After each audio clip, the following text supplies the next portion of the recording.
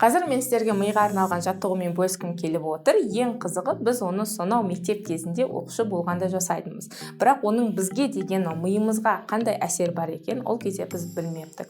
Жаттығу Том и Джерри деп аталады. Ол бір қолмен сіз басыңызды ұрып тұрсаңыз, екінші қолыңызбен ішіңізді сипалауыңыз керек.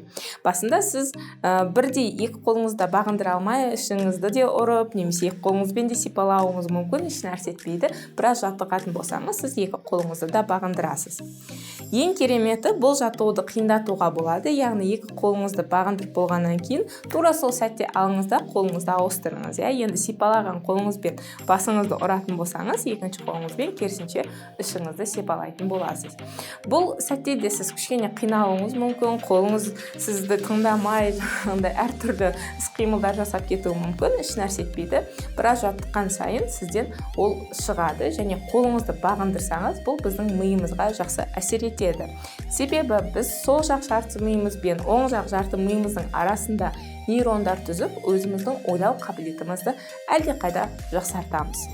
Тура осындай жаттығулар біз өзіміздің тиімді оқу марафонында береміз. Себебі біздің тез оқуымыз, ол біздің тікелей миымыздың жұмысына байланысты. Біз жақсы тез ойланған сайын, біз ақпаратты да тез оқып, оны тез түсінеміз. Ал егер де марафоннан басқа да тегін, пайдалы осындай жаттығулар мен видеоларды көргіңіз келсе, біздің Instagram парақшамызға, YouTube каналымызға жазылыңыз, WhatsApp-қа сілтемеге өтіп, WhatsApp-қа хат жіберетін болсаңыз, біз сіздерге жылдам оқудың, тиімді оқудың кіріспе сабағына тегін сілтеме жіберетін боламыз. Көріскенше сау болыңыздар.